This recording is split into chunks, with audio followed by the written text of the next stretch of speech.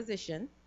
And what a proposition is a statement that expresses somebody's judgment or opinion, right? So it's a concept, it's an idea, it's a proposal, it's just someone's opinion, okay? The next thing that you're going to find in the reading is a term called homiletics, or you might have seen the homiletical XYZ. Okay, so homiletics is really the art of preaching or writing sermons. Okay, so that's what that is. And the next thing you would, and I saw this in Long, and it was talking about didactic sermons. And didactic is just the art or science of teaching.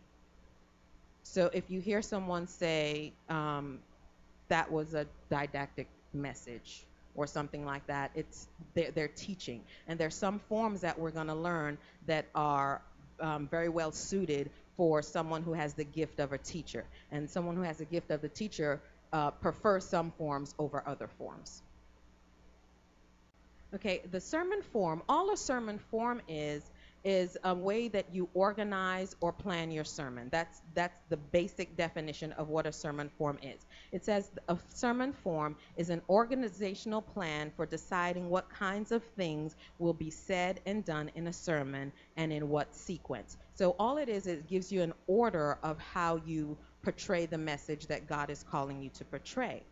So a sermon's form provides the shape and energy to the sermon, and this becomes itself a vital force in how a sermon makes meaning. Because the one thing that we want to do when we stand before God's people, we want to be able to allow the hearers to create meaning from the things that we're saying, right?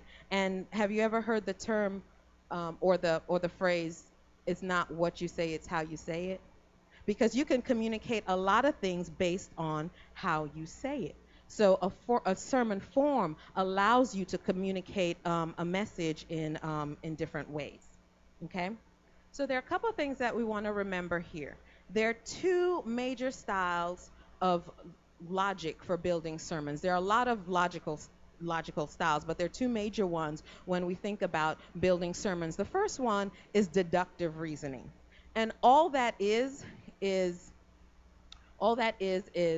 a way of coming to a conclusion from statements or ideas or propositions or that have already been made that you assume to be true. For instance, if I say all dogs are mammals, and then if I say all animals are mammals, and then I say a cat is an animal, then the logical conclusion that you would draw is that a cat is a mammal, right? Because if all animals are mammals and a cat is a mammal, a cat is an animal, then the cat will be a mammal, right? And it doesn't necessarily, you would assume that the statements are true, and even if it's ridiculous, the way of reasoning is logical. So you're going to say, if this is correct and if this is correct, then it stands to reason that the conclusion is correct. So that's what we call deductive style of reasoning. The other style of reasoning is called inductive, and what that is that we leave it up to the hearers to draw their own conclusions based on the information and the clues that we put out there for you throughout the sermon. So we don't give you what, quote unquote, the answer is. You draw the answer and the application to your life for yourself.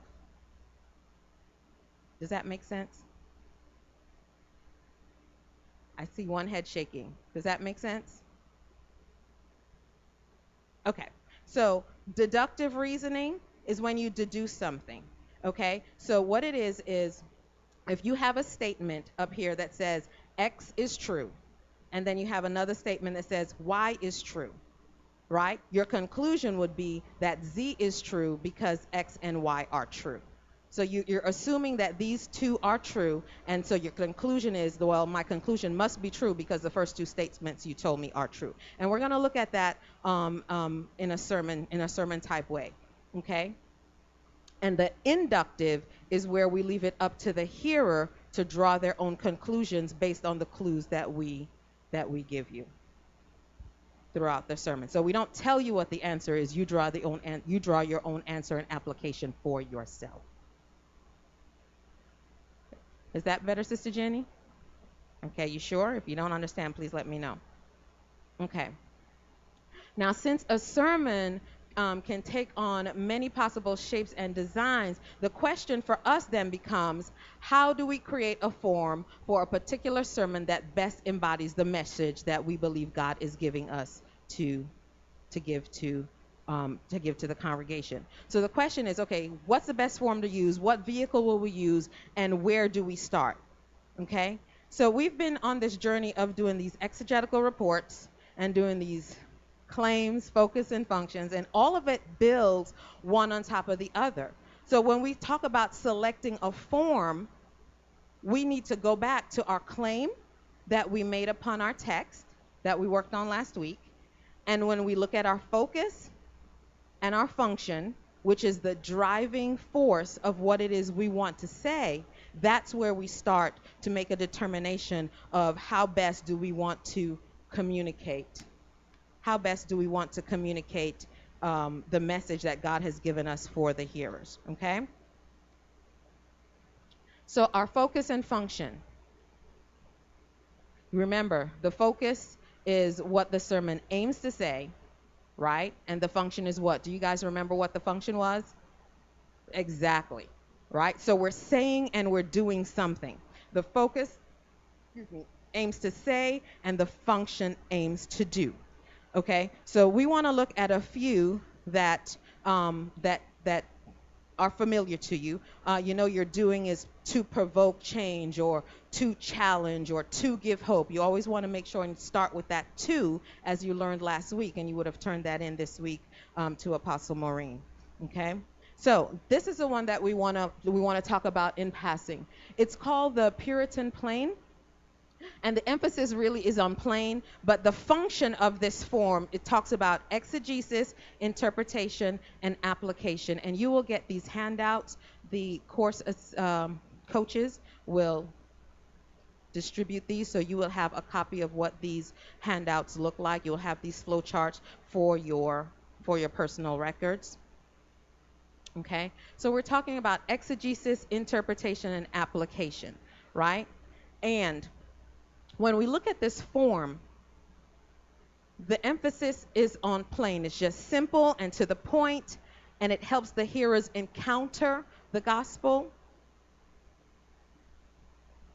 as directly as possible in simple language, no exaggerated descriptions, and it's also a style of writing. So when we look at this, you would, if a minister comes up and you're listening to them preach, and they would talk about all that's happening in the ancient world, all that's happening in the world of the Bible, and then they come and they make an interpretation of what God is doing, right?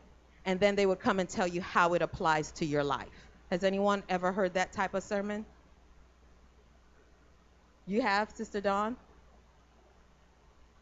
Okay, so you have the exegesis, okay?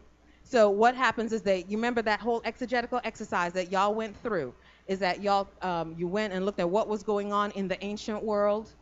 Okay, so they would talk about what was going on in the ancient world, and then they would interpret that to say, what is God doing in our current situation from the story, something parallel from the story, and then they would come and tell you how now to apply the principles to your life.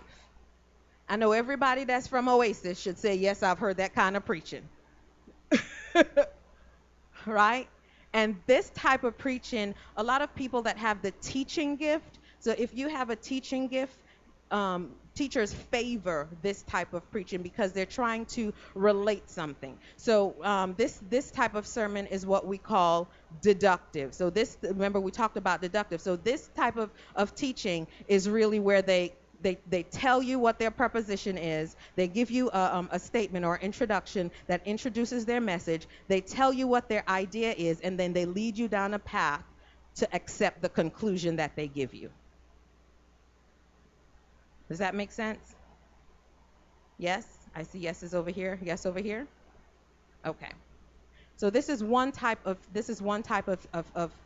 preaching. The other type of preaching, which is very common, is the verse by verse. Now, have you ever been in a service where they would take the text and they would just talk about each point that they believe God has given them, right? Verse by verse. They would go down from the top all the way to the bottom, and your assistants are giving that out now, right? And they would just go verse by verse. So they would talk about the point that they get, and then they would give you some kind of application that relates to the point. And they do it in this kind of back and forth manner. Back and forth, back and forth, back and forth, back and forth. Right? They will give you a point, and they will tell you how it applies to your life. Then they give you a second point, they will tell you how it applies to your life. They will give you a third point, and they will tell you how it applies to your life. But the structure comes from the text itself. So the strength of this is really that the form is determined by the text itself. And the application, the point they give you, the what we've been studying about, the exegetical and the theological, all of that is collapsed in the application. And this one, you hear it a lot. It's called the classic African American form. In classic African American preaching, when you go to, you've heard this, there's always a celebration moment at the end. Right? You hear it a lot in Black Baptist churches. There's always this celebration moment in the end. And I was trying to find a really good example that you can look at, and the closest one that I got to was Raphael Warnock, the pastor of Ebenezer Baptist Church. But the way this starts off is that there's a cadence that classic African American preaching styles have, and it starts off really low. They start talking to you just like I'm talking to you now, just really low, and then they go real slow trying to make their points, just real slow. But there comes a point when the sermon turns, and then they start getting on a high, right? They start getting on a high, and then this one says strike fire, but then they come to a climax, and when you come to the climax, it's time to drop the mic and sit down. And that's classic African American preaching. And I do have a clip of Raphael Warnock. Minister Ebony, if you can.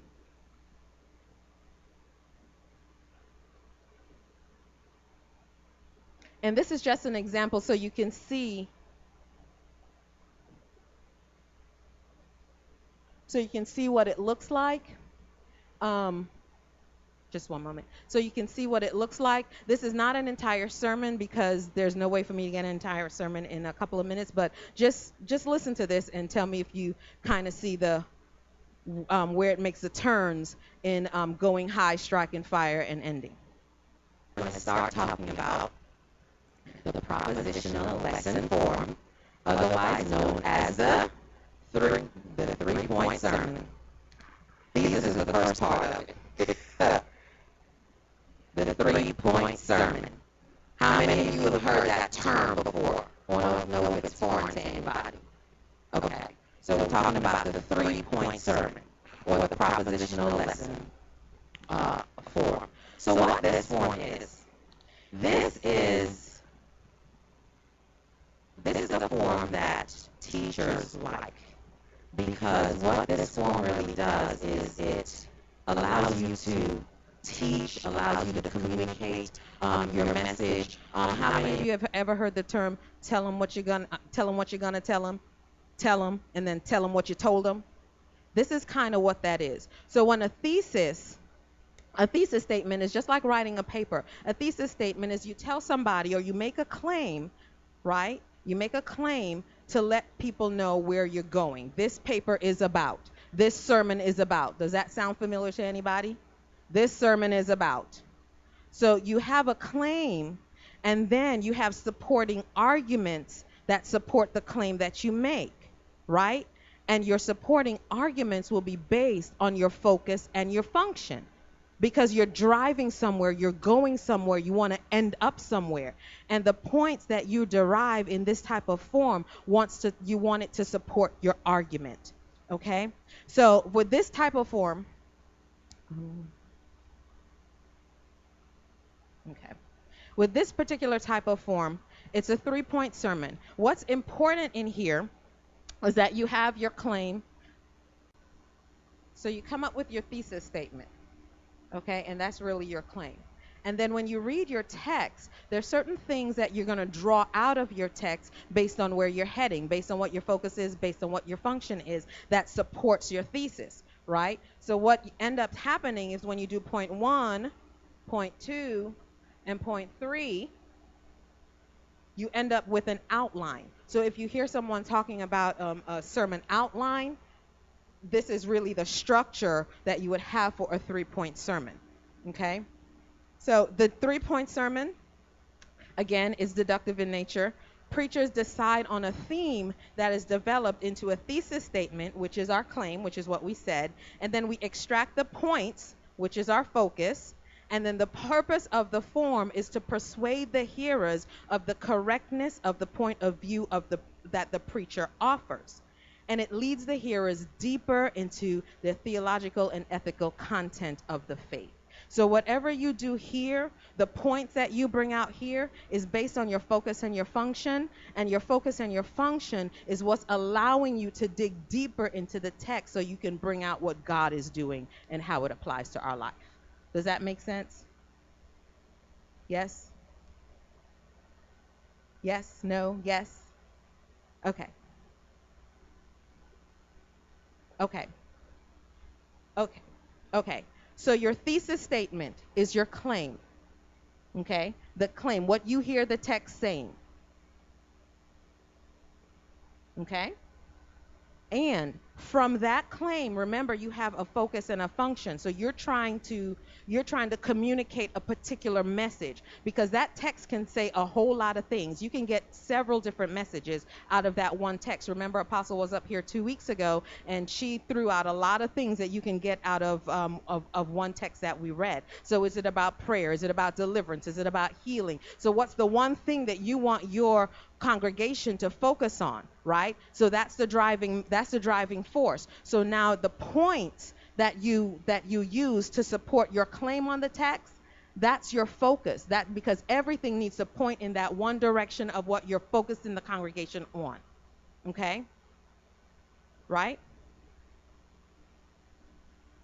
So that's your focus. So and then of course your function is what you want to happen, what you want to happen in the ears or in the minds of the hearers, and that is that unifying purpose for which that sermon has been developed.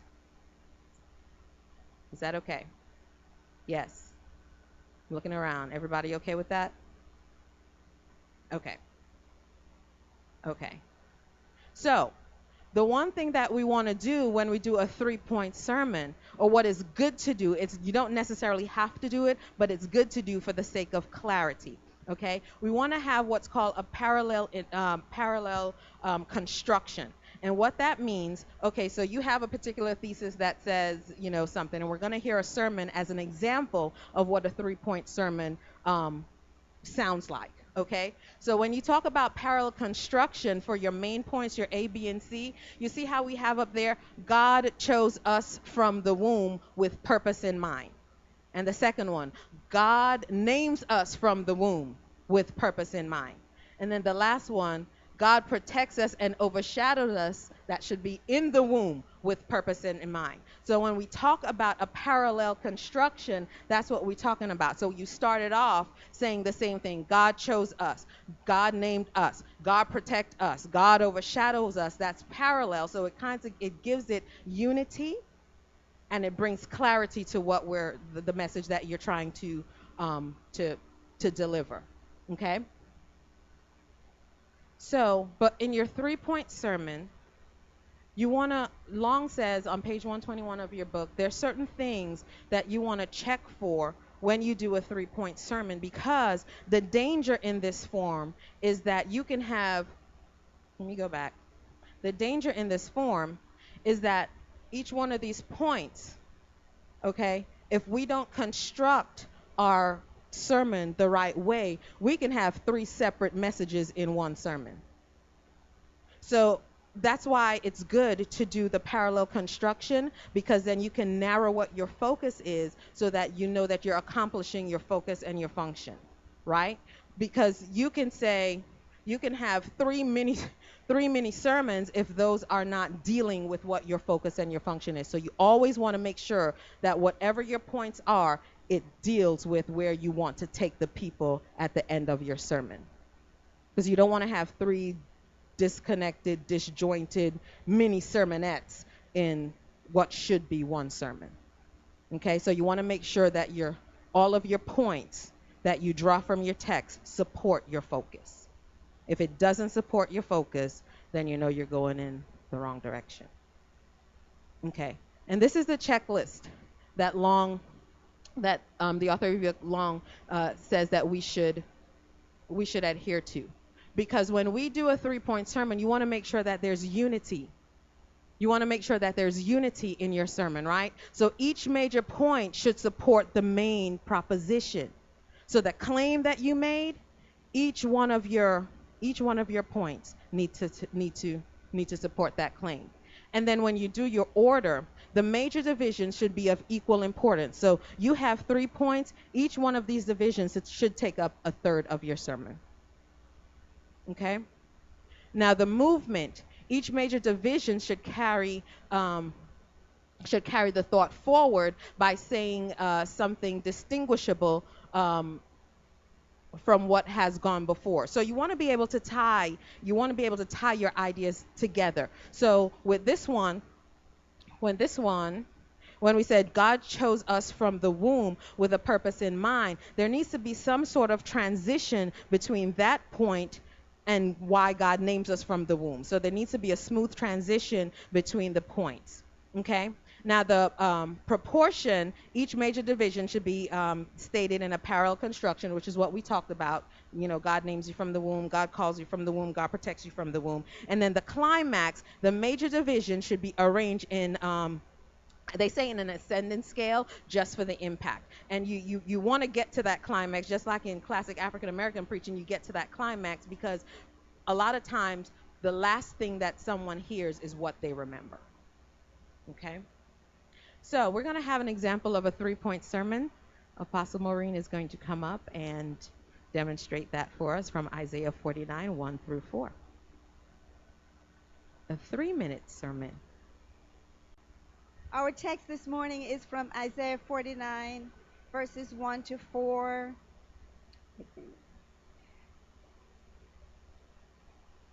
And I have 3 minutes, so I'm going.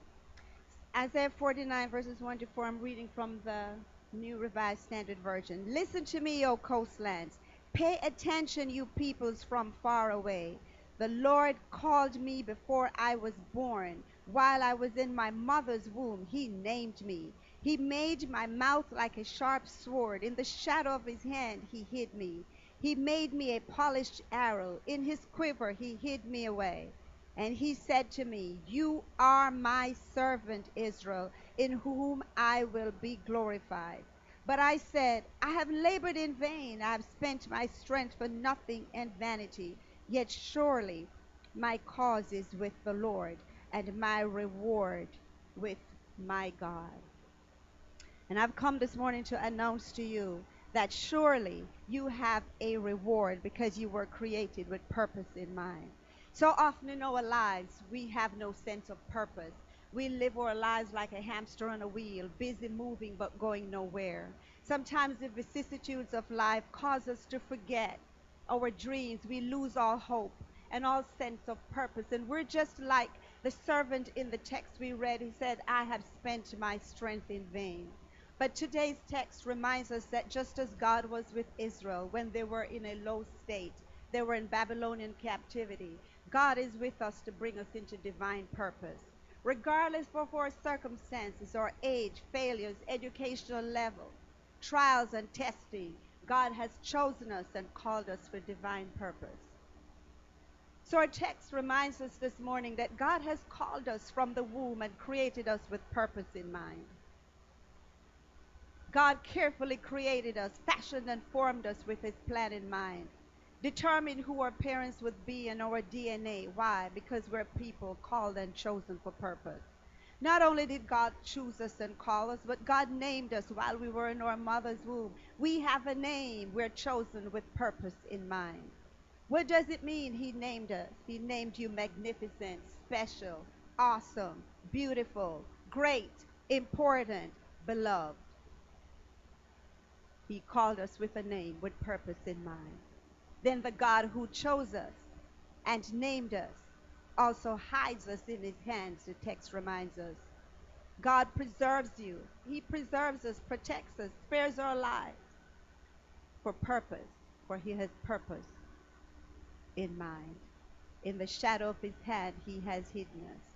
If I were to pass this microphone around this room, everyone would have a story of how God has covered them and preserved them with purpose in mind. So today I remind you, despite our trials and testings, we will not lose hope. No matter adversity we face, we have the victory because God called us and chose us from the womb with purpose in mind. God named us while we were in our mother's womb with purpose in mind. God's mighty hand overshadows us, protects us with love, with purpose in mind. So we celebrate because we are chosen, called, protected by the mighty God, the Lord.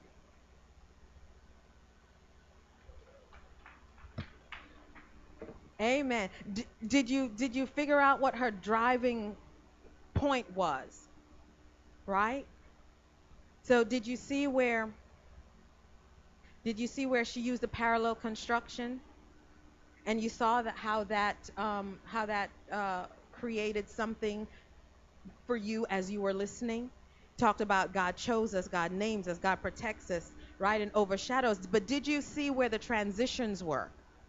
Because we were talking about in order for us not to have a disjointed sermon, it has to had to have some sort of smooth transition that connected the point. Did any of you pick up where the connection was?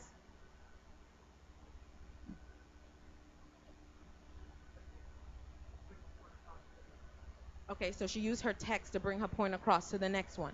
What about the connecting phrases? One of the things that she said was, not only did he choose us, he also named us. So that's a connection point that smooths it out a little bit, to bring unity.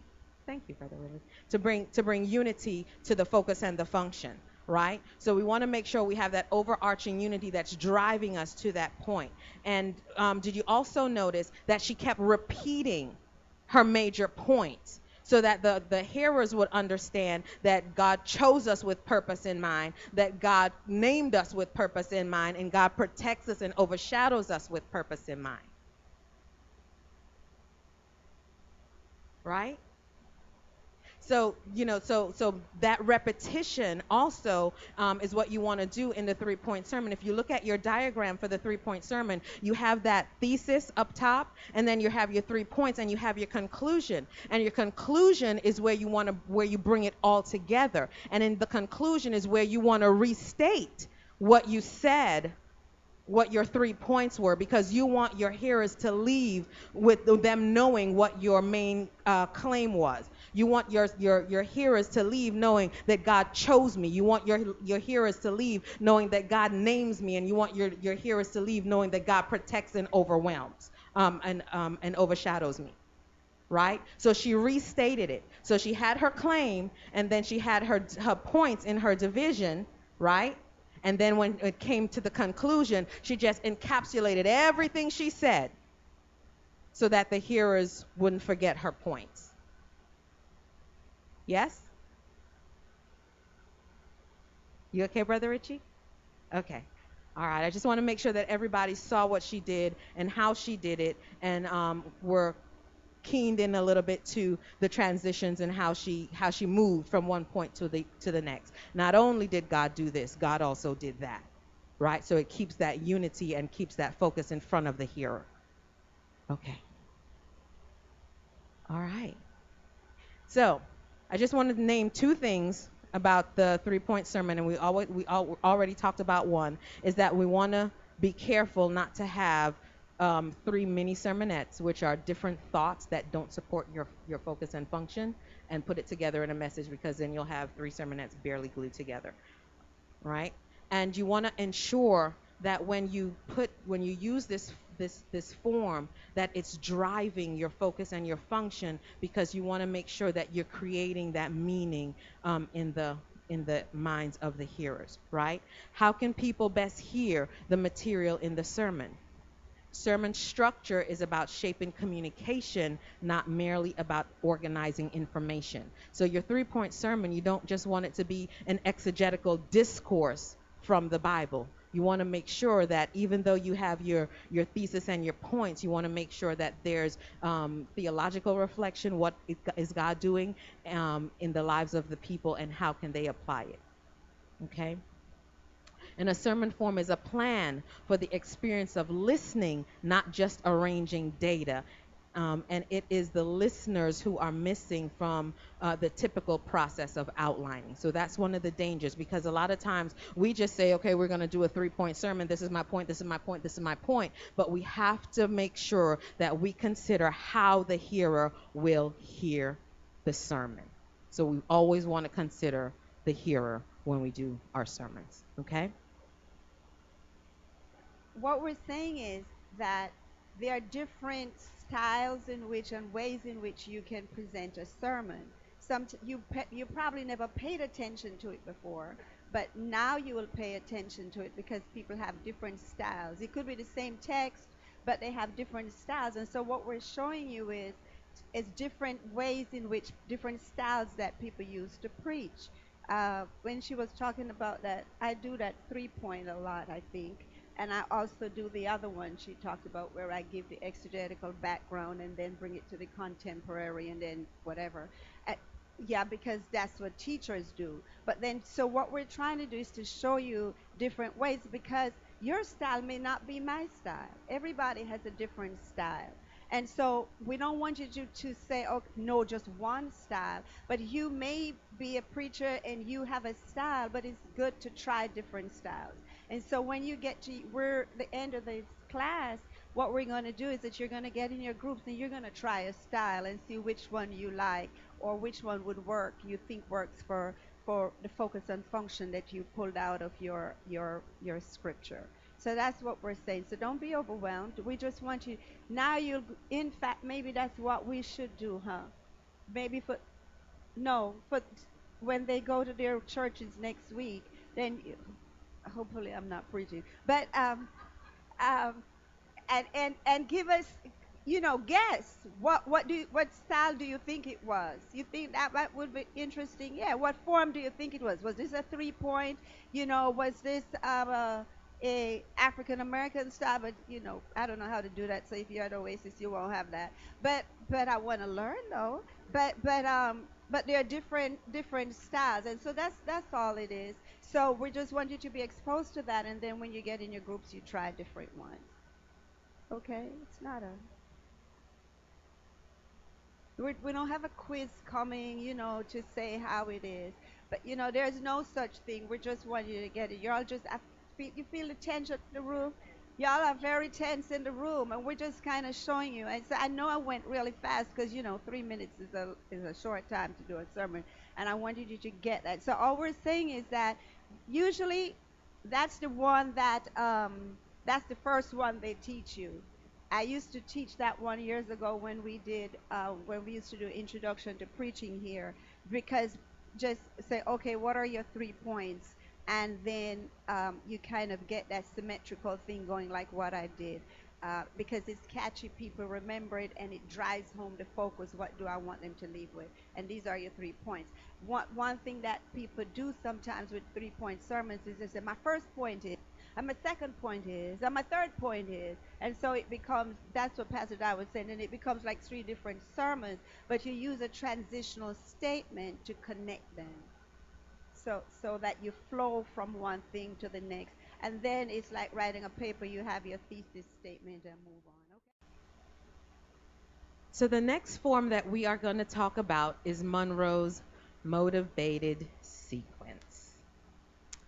And this particular form, it wasn't really discovered by anybody, but Alan Monroe, back in the 1930s, he just really started studying about the art of persuasive speeches, and he came up with this particular device. He came up with this particular outline that works with motivational speeches, right? And the reason that we pick this form is because this will help you in oral communication.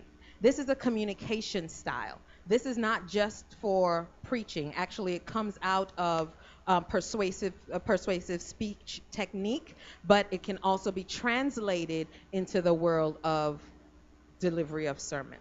Okay? So this would help any type of persuasive speech that you do. So it can be used in many arenas, and persuasion is an art. Have you ever heard that? The art of persuasion, right? And to invoke change in people, what Monroe discovered is that there needed to be some sort of felt need in order to motivate someone to change. And when we talk about a felt need and motivating someone to change, you're making two basic assumptions, is that all people have needs, right? And then the second one is people are persuaded by claims that satisfy their needs. So if we're talking about motivating somebody, to change behavior, to change their thought, or to change their attitude, we have to present some sort of solution that satisfies the need for them to provoke them to change. Okay? You got that? All right. So Monroe's motivated sequence. So there are 5 steps to Monroe's motivated sequence. And the first one is attention. And what that is that the preacher, the minister, would do someone to get the attention of the audience by creating some sort of interest or desire to know more about the problem, or to know more about the need that they're getting ready to present. Okay, so there has to be something that draws the attention to the need of the congregation. The second thing, of course, you're drawing attention to the need. So the next thing that you're going to talk about is the actual need. And what that is the need shows the problem, that the need has to show that the problem is something significant in the life of the hearer. So it has to be something that they want to change. It has to be something, and we're talking from a perspective of preaching and congregational hearers. There has to be something that they're dealing with that they can't fix on their own, and they need intervention, or they need some type of solution in order to fix that or satisfy that need. So when we present, we get some attention to draw them in, and then we talk about the need that they have. The next thing to do in the satisfaction stage is to present some type of solution. Because you already got my attention and told me where I need to change because there's some need in my life. You talked about the need that's in my life, but that's good. You talked about the need in my life, but how do we fix it? So that's stage 3. How do we fix it? It's the satisfaction. What solutions can we present in order to address the need that's in the person's life or in the congregation's life? Does everybody get that so far? Okay. So step number 4 is visualization.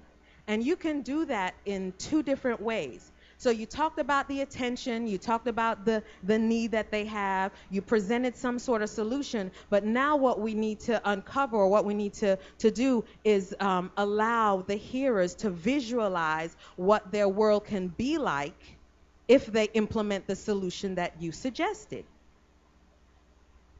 And you can do that in 2 ways. You can make them visualize how great the world would be if they take your advice, or you can make them visualize how terrible the world will be if they don't take your advice. But one way or the other, we need to create a picture of what their life can be like if they take the advice or the solution that's presented.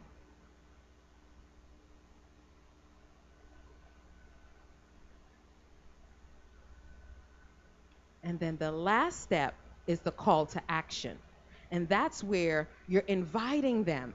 You already drew their attention, talked about their problems, gave them a solution, let them visualize how wonderful the world would be if they took your solution. Now you need to call them to action. Now this is the point where the persuasion comes in, because you want to prompt them to do something. You want to prompt them to change their mind, change their behavior, change their outlook, change something. We need to motivate them to take the action towards having that better life that they visualize in the visualization step.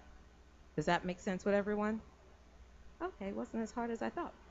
Now, the Monroe's motivated sequence, this is something that you see all the time, but you don't know that you see it all the time.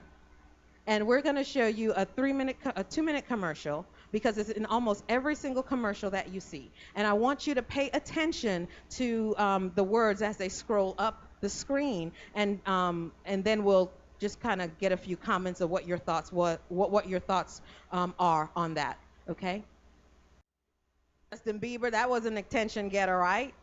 Okay. And then he started talking about the need. He said, I have zits. Who wants that? I don't want that in my life. But then they introduced a solution, and the solution was proactive. I used proactive, and it cleaned up my face, and the whole visualization part of it, yeah, clearing up the acne, the visualization part of it. They started using personal testimonies. Now you put that back in the church world, you can use personal testimonies in your sermon. You can use testimonies of other people in your sermon. You hear a lot of preachers talk about stories that they were not eyewitness to, but it's stories that they heard. It's testimonies from other people that still drive their focus and their function. We heard that with Pastor Raphael Warnock when we looked at the African American style. He was talking about someone else. That was someone else's personal testimony, right? So in this particular sequence, the personal testimony helps you visualize what your life can be without acne. And not only that, they gave visual stimuli to let you see, okay, I had a whole lot of acne and now I don't have any acne, right? So that was the visualization, so that they can see how their life would be without acne. And the last thing they did was that call to action. What did they want you to do? Pick up the phone and make a purchase.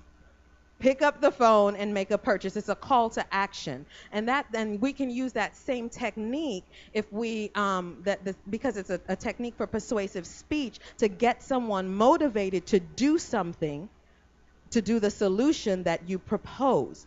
And we can do that also in the sermon when we talk about God and theological things, and how applying the principles in the word is beneficial to us as believers. Okay? And now we're going to have an example of a motivated sequence, a 3-minute sermon by Miss Shalonda Capus. In the Gospel of Luke, chapter 18, the story of the persistent widow is basically a story about justice, right? Cornel West says that justice is what love looks like in public. In these last few years, it looks like justice is missing in the streets of our community, where little boys can't walk to the grocery store, to the store to get Skittles or a drink, or they can't listen to loud music in a car, or little girls can't go and enjoy a pool party. It looks like justice is missing in the streets. But see, God's justice is not man's justice. Man's justice leaves our children's bodies riddled with bullets, our husband's spine severed. It looks like genocide and an ethnic cleansing in Rwanda to the Dominican Republic. God's justice is not man's justice. But we see, we need God's justice, don't we? We need that kind of justice that'll lean down in the sand, write something down, get up, look at the audience and say, "You without sin cast the first stone." Then look to the sinner and say, "Go and sin no more."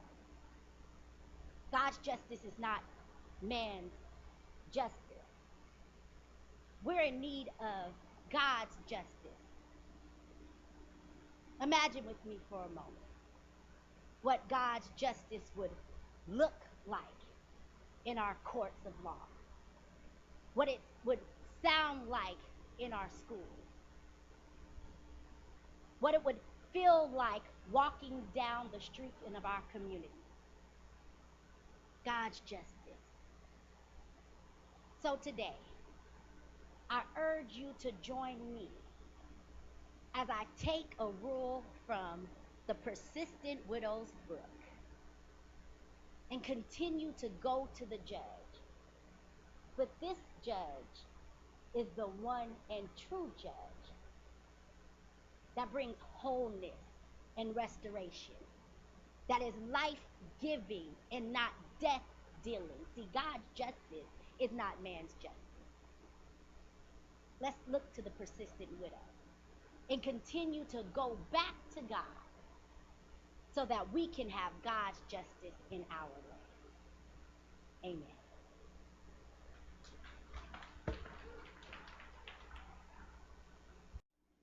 All right.